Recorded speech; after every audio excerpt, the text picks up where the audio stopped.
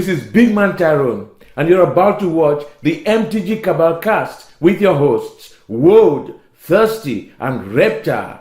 Sub to us on all your podcast networks at MtG Cabal Cast and YouTube. All right, guys, welcome back. This is part 2 of our 3-parter on graded markets. We've got me, Rep, and our good friend and fellow Cabal member, Larry here, who's helping us out with some perspective from the coin industry. Yep. So we're going to touch on some topics we kind of touched on a little bit in the last episode with market maturity, liquidity, and common outs. And we'll start with maturity, so take us away, Rep. So with the Magic grading community, we've really only seen cards be graded somewhere in the neighborhood of the last 10 to 15 years, I believe, is when the first reports came back of people like Daniel Chang, Rudy, and Jim Brusso grading cards, but they weren't doing much with them. They were just testing the waters to see if the market was there. And it took up until maybe 3 to 5 years ago for any of these cards to actually start moving around. So the market for Magic seems very immature when it comes to graded cards. And even what people are looking to do within that space is both a consumer and a producer of graded cards. Which means there's a whole lot of volatility in prices and a whole lot of volatility in liquidity, even among fairly populated graded cards. And one of the things we wanted to know was, what does market maturity look like in the coin market, something that's been graded for the past 3 decades now? Yeah, right? 3 decades. The market is generally pretty stable, and I will say that recently there's been some turbulence, but that's mostly based on wholesalers lowering their prices, their buy prices on certain coins. If you look just in the past year or so, a common date, MS65, which is considered like collector grade Morgan dollar, has gone from being like $150, $175 coin to being a $100 coin. Wow. So it's fallen off of the cliff because the wholesalers are seeing less demand. So the market is in a weird spot right now. But as a mature market, it's generally more stable. I mean, for years, you could expect an MS65 Morgan dollar to be like a $150 to $200 coin, give or take a little bit. So it's just super stable generally. And, there's also other things that come into play with stability in markets is you see people try to create their own instability in markets, which is pretty cool because certain, like, for example, when you've been grading coins for 30 years, when you've been grading coins for 30 years, you have variations of slabs. So there's slabs that are actually more collectible than other slabs. Oh, okay. So, people who collect the plastic, not the coins. And there's... Yeah, it's crazy. I mean, I have a few of those slabs laying around, but I never overpay for them. I try and get them cheap. There's a lot of little ripples in a very mature market, and you can catch a ripple and you can make a little money on it. So that's the nice thing about mature markets: stability and riding the ripples. Yep. Speaking of different slabs, sorry to cut you off. When the first coin at a premium grade comes in, and it's, pop 1 of 1, is that slab worth more overall than 2 of 2, or even the third that comes in at that grade? So if you see something come in at a 70, and it's the first coin to come in at that 70. The first one graded, or at that pristine 70, yeah. Oh yeah, so I mean, so it's the thing is like. Initially, when coins were graded, they've been grading coins for years, but they didn't start putting them into slabs until '86. So they have what they call a photo grade, which is basically where they take a picture of the coin and they grade it, and they just give it to you in like a little flip. And so, so they weren't actually in like tamper-proof slabs until the '80s, and that's when the money really started to come into the business because people were like, okay, these are tamper-proof.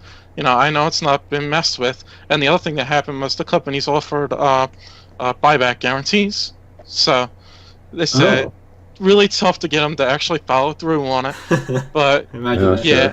Yeah, I mean, if something goes wrong with the coin while it's in the holder that they missed, they're supposed to buy it back. They won't always buy it back, but that boils down to a difference of opinions. A grade is an opinion at the end of the day. Yeah. It's not Yeah. science. Yeah, So, like you yeah. said, it's an art, not a science.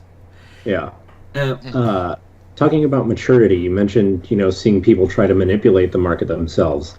Last year, as we took advantage, hatred was a thing, but that was just taking advantage of the actual market.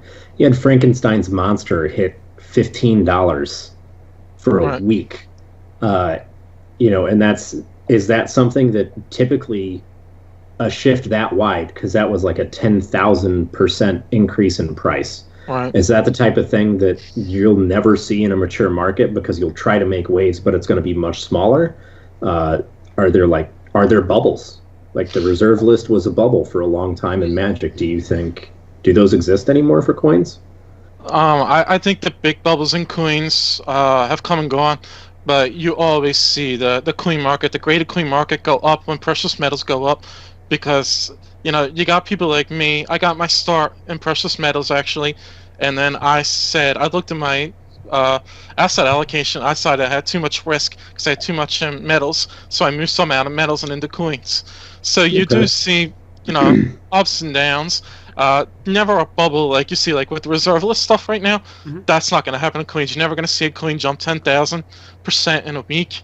Occasionally a new variety of coin is discovered, and that will generate a lot of interest and hype, but that's generally pretty short-lived. It's actually kind of similar to like what happened with Frankenstein's monster, but it tends to be a little longer, a little more drawn out. The coin market moves a lot slower because the data isn't as accessible. We don't have sites like MTG Stocks to tell us what's going up yesterday and stuff like that. We don't have anything like that. We rely on eBay sold results, Heritage auction results, other major auction house results, and just a feel for the market.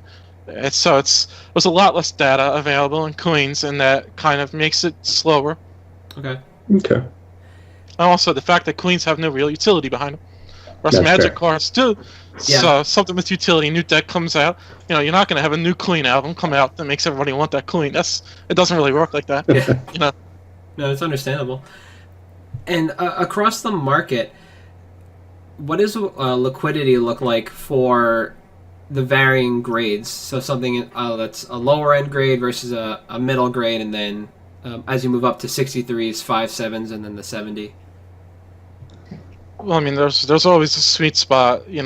I've noticed that anything under $100 tends to sell faster, but the margins are a lot smaller. Yeah. So I focus on like the $100 to $500 coins, stuff I can move.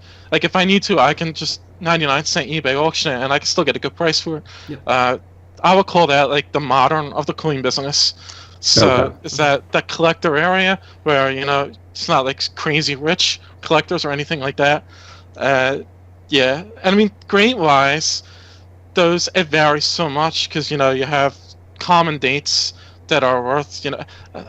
Coins are very driven by the dates, by the rarity, and so there's people who won't buy common dates; they will only buy the key dates. So the demand is very lopsided towards certain issues. So it's tough to really explain. Like No, it makes sense. It's just hard to parallel because we don't really have that. It would be kind of the difference between like if for whatever reason, let's say the Shocklands, which have been reprinted 3 times now, if the original Rav Shocklands had something that was even more specific about them compared to the others, like let's say they only came with one set of art or no borders or something like that, and then the other printings just didn't have it, people are going to slant towards that first date because it was the more interesting, the more unique than the next two. Yeah, I mean, that I think kind of boils down to like pimping your deck is more of an eye appeal thing. Yep. Yeah. So yeah, coins have the same thing. You can pimp your set by collecting coins that have nice tarnish on them, for example. So that's kind of a nice similarity there. You will see toned coins on the high end of the spectrum. You'll see maybe $1,000 coin sell for $25,000 just because it has nice toning. Wow. It's Wow. absurd. That premiums become absurd, so competitive at the higher levels. And these guys are like surgeons, business owners. They make so much money, disposable income that they can just dump into their passion, and they do it. And it's pretty crazy stuff. Yeah. Wow. So what's, we touched on the 85 grand Lotus. What's the record coin right now? Like, what's the highest auction? Do you know? The highest coin that sold was a $1794. It sold for $10 million, probably about, I want to say 3 or 4 years ago. That was kind of a weird auction. There was a lot of it was a public auction, but the bidding jumped from like 8 something to 10 because one guy, I think, wanted the publicity. So he just dropped the hammer and bid 10 million. I don't think the coin would have reached 10 million without him, pushing the bid up. Yeah. Yeah. So, Weird everybody's flex, got their but opinion. okay. Yeah. Yeah. That's kind of that's how I His felt money, about the not mine. Lotus. Yeah. Yeah. That's how I felt Yeah. about the Lotus. Was somebody wanted to throw money at it for the publicity and push it up to hopefully try and bring in a rising tide to graded Magic cards that are 9 and 9.5s and just try and lift everything up that way. I mean, you got to be careful buying high-end stuff like that because it's not like there's only going to be one of those out there. I mean, you could, at some point, there eventually will be, but there's always a chance another one shows up. Yeah. Yeah. So that's kind of, it's a high-risk thing. That's part of the reason why you're seeing prices drop on those higher graded coins in that 65 to 66 area. Mm-hmm. It's because the populations are increasing. Grading and coins actually fluctuates a little bit. So right now they're tight, but sometimes they're loose. And you'll see, people, a 65 now might be a 66 in a year when they're looser. Wow. So That's pretty interesting. I've personally seen a coin go from 66 to 64 and back to 66 in the span of 3 months. Wow. That's impressive. Yeah, and to put that into comparison for Magic cards, that's like going from a 9 to a 7.5 and back to a 9. Yeah. I can imagine that happening when, what is it? Is it BGS rolled out their booth for Gen Con last year and they were grading on site. That's definitely, I could see something real bad. That's definitely something I could imagine happening there when you're just under the gun. So you've just got to, play a little fast and loose to try and get everything cleared out. Yeah. And they recently, BGS sent out an email that said, hey, we're tightening up our grading again. We've redone our standards. Mm-hmm. When that happens in the coin industry, is there like notice given or is it like a word of mouth thing? It's just, oh man, they were way harsher on this than they were last time. Get the word out, guys. Don't grade right now. Basically, that's kind of how it is. But they're always busy. I mean, like I said, 8 times or 6+ weeks. There's no real financial repercussions to them for tightening up on their grades. You just find out when you submit it, and half your coins come back, a point lower than you were expecting, and suddenly you're breaking even on the submission instead of making money on it. It is what it is. I mean, I try not to focus too much on how tight they are. What I try to do is submit quality coins that I can get approved by the company that grades the graders. This is a thing in coins. So they have a company called CAC. It's founded by a guy named John Albanese. He founded one of the original grading companies back in the 80s, and he sold it, and he saw that standards were kind of lax. So he said, I'm going to start grading the graders. And the way he does it is he actually puts these green stickers right here on the slab. And if he puts a green sticker on it, that means he thinks it's an A or a B coin for the grade. So that's him goes at a lot certifying of this is real, like this is the real grade. It's not going to regrade any different. Yeah, he said that's backed by a purchase offer from him, so he will buy any coin he stickers. I'll make an offer on it. I'll make an offer on any coin he stickers. And I mean, they had a lot of liquidity. Initially, when it first came out, you could get about a 25 to 30% increase over the base price in that grade if it had a sticker. Now that's a little less. It's like 10%. Mm-hmm. So, but it's still generally, it costs $15 for a sticker. Wow, that's not bad. So it's 15 there, and then you said like 30 to 40 for the coin. So you're looking at 40 to $50 for it, but that really adds that much more liquidity to it just to have the sticker, like to have it audited, basically. Yeah, yeah, it has a ton of liquidity to it. I mean, there's dealers who only sell coins that are cacked, so Oh, wow. they won't sell coins that aren't cacked. And there's even dealers out there. There's a very famous one called Legend, one of the biggest in the industry. Mhm. They will intentionally downgrade coins to get the cack sticker. Really? That's Yes, interesting. so that they have the connections to go to PCGS and hand them, like, say, a $500,000 coin and be like, this thing cack, John said it will sticker at, 1 grade lower. Will you drop the grade? And they'll be like, yeah, sure, we'll drop the grade. And they'll get the sticker on it, and they'll still get their money. They'll still get their 500 grand for it. That's Wow. insane. Good Lord. Yeah. Unregulated markets are the best. Um, Yeah. That's, wow. Yeah, the high end of the clean market is pretty crazy, just in the way it operates. It's like on a whole nother level. Yeah, it's closer to the rare art market than anything else, Okay. I would say. Yeah. Yeah, but even then, art is just like up in the stratosphere. So Yeah. Oh, right now, Yeah. yeah, that's huge. Yeah. Yeah. And, oh, go ahead, Rep. In comparison, the Magic market, I believe, has 2 U.S.-based graders, and we just got a European grader. Yeah. Yep. And that's it. Yeah, So- that's it. And it's funny because, BGS is generally regarded as the grader for Magic cards. PSA has been grading baseball cards for 30 years now. yeah. No baseball card collectors that I know of want BGS. They all want PSA. They're the ones that have been doing it. And it's weird to me that we went with BGS as a market rather than PSA. And is it for coins, is there, like, when a new company comes out, are they the hot new thing, or do you go with, your 32-year vets that have been doing it? Well, I mean, in the coin business, there's several tiers of graders. Okay. A lot of graders came back out in the 80s. Like, you can find all kinds of weird, slabs out there from different companies. But today, really, there's probably, I'd say, 4 or 5 majors. You have PCGS, who is actually owned by Collectors Universe, who also owns PSA. So that's the same company. Okay. Oh, wow. They recently actually fired the CEO of PCGS and made the guy from PSA the CEO of the clean company too. So Okay. Joe Orlando is his name. Joe Orlando. And then you have NGC. They are another first-tier company. I consider them to be slightly below PCGS. I prefer PCGS because I like their holders more, and I find their grading to be, well, not even their grading, just they get more money on the market. Like, when you go to sell the coin, you get more money for it in a PCGS holder than an NGC holder.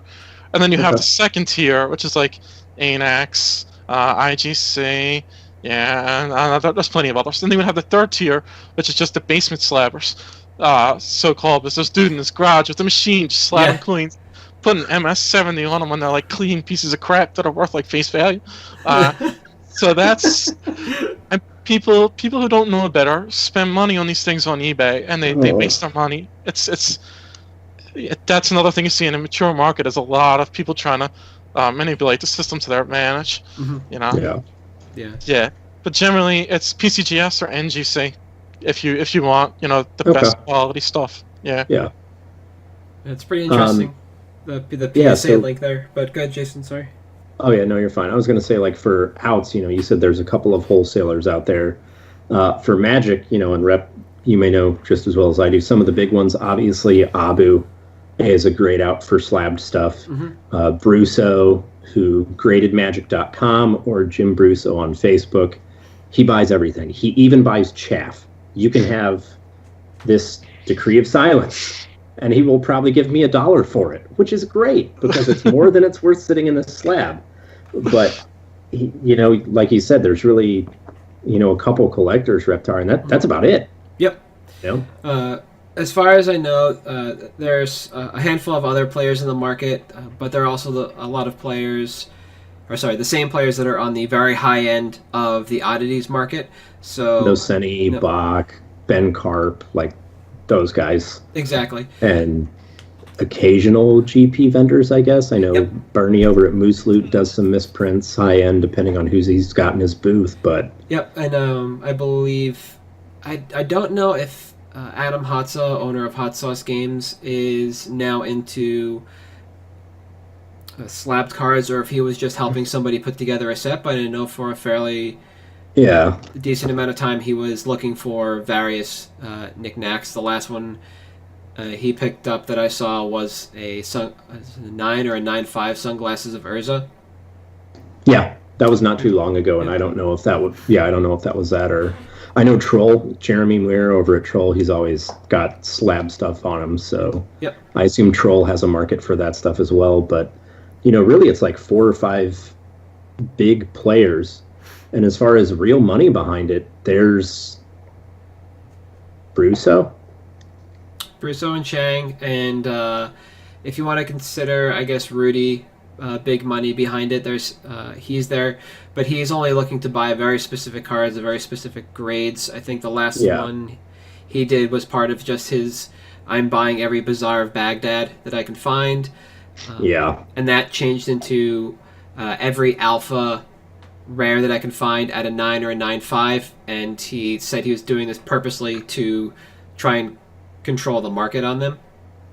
Yeah. So who knows how much he has and where he put it and when he plans to release it. But if you're not selling to one of those guys, there aren't a whole lot of notables out there that are trying to pick this stuff up in the open. Yeah, and that's going back to coins. Is there, you said you don't really know what your out is, right? Is there, no matter where you are in the industry, okay, this is the guy, and everybody knows this is the guy for this specific coin? Like, is there the Silver Eagle coin 70 who's the first one that's going to pay the most for it and everybody knows that guy, or is it kind of just ask around and see what you find for the most part?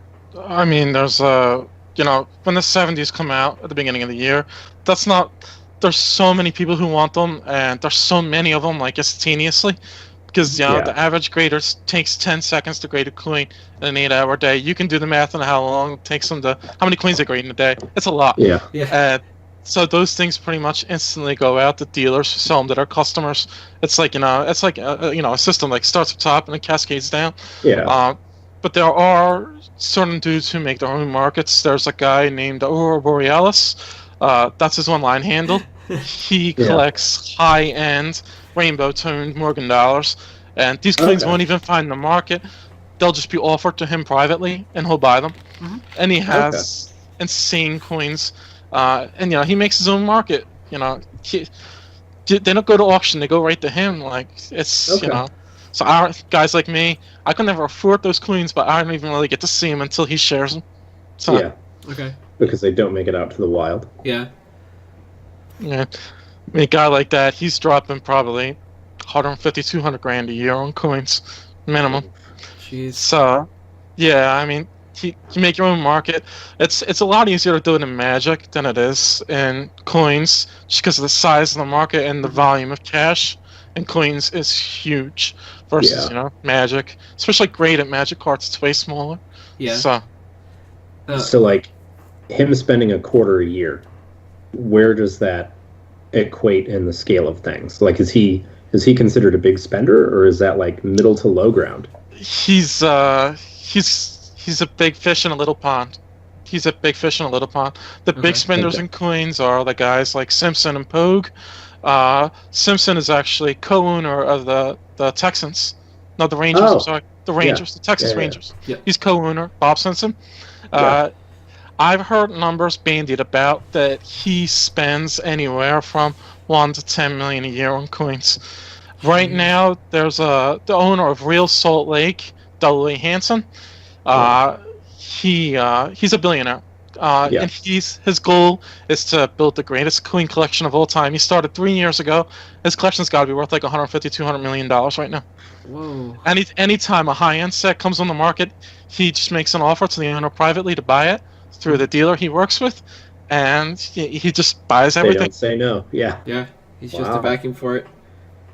And that's actually kind of how it feels with an entity like Graded Power. People know them. They're at Origins. They're at Gen Con. They might go to Dragon Con. I know at least Jim goes up to GPC TAC. And then they're at Vegas. They are, the name. Daniel Chang was putting up videos on Facebook of all the graded stuff he and the company has. Brusso has put up photos recently of all the stock they got recently ahead of some event coming up. They spend, I can't imagine they spend anywhere close to, $1 to $2 mil on that stuff a year just to get graded, and that seems like an astronomical amount for Magic, but 1 to 10 is just insane. But hey, and especially if he only started 3 years ago, and he's dumped that. Like, I remember when Shkreli made that post on Reddit that was, "Hey guys, I have all this money and I want to buy cards. What should I buy?" Yeah. And then Altar of Bone became a $5 card because some idiot convinced him to buy it. Thanks, idiot. It was great. But I can't imagine someone with that amount of money and what they could do to the market. So when he came in and he said, "Hey, I'm dropping fat stacks," did the market just explode, or was the rest of the market able to absorb that vacuum? All of a sudden, that stuff doesn't exist anymore. Did the rest of the market adapt to it? Because I don't think Magic could do that. I mean, well, basically, that boils down to the difference in how coins move versus how cards move. What he did was he flew into a major show, and he just had a checkbook with him, and he walked around and he bought everything nice. Didn't negotiate, just bought it. Just buy. Wow. And I heard he flew in on a private jet with the handler and assistant, and he spent $3 million at his first show just buying whatever. And dealers were apparently this was a feeding frenzy at the show. Dealers were selling him crap, and he was buying it because he didn't know what he was doing. And then he hooked up with David Lawrence, Rare Queen, in Virginia Beach, and then they've been taking care of him ever since. I think that was 6 months in, 7 months in, they started to work together, and now he's working with the president of that company, John Brush, who's a really great guy, and he's been working with him to really build a great collection at affordable price levels. Now he won't just pull out his checkbook and slap it down and say, "I'll buy it all." Now they have a plan now, basically, and they're aggressively pursuing reasonably priced coins for their set. And when opportunities arise to buy exceptionally rare coins, sometimes he passes on them. I don't understand that personally, but he recently passed on a 5 known 1913 Liberty Nickel 5 known. It sold for something like 1.3 million, and he didn't buy it. He's like, "Yeah, I don't want to spend that much money, I guess," and he didn't buy it. Wow! But there's only 5 known copies of it out there. Yeah, basically, it's a long story behind that. It was some rogue mint workers decided to make them, and fair. There was another one. It's the first one that's come to market in 30 years. It's a $5 gold coin from some time in the 1800s. I don't remember exactly. That's not my market. But yeah, it sold for 2.6 million, I think, and he passed on that too. Wow. That's interesting. And on the topic of 5 known, that actually touches on the topics we're going to get into the next episode. Yep. So we'll take a break here, guys. We'll be back next week with part 3 of 3. So thanks for tuning in, and we will see you next week.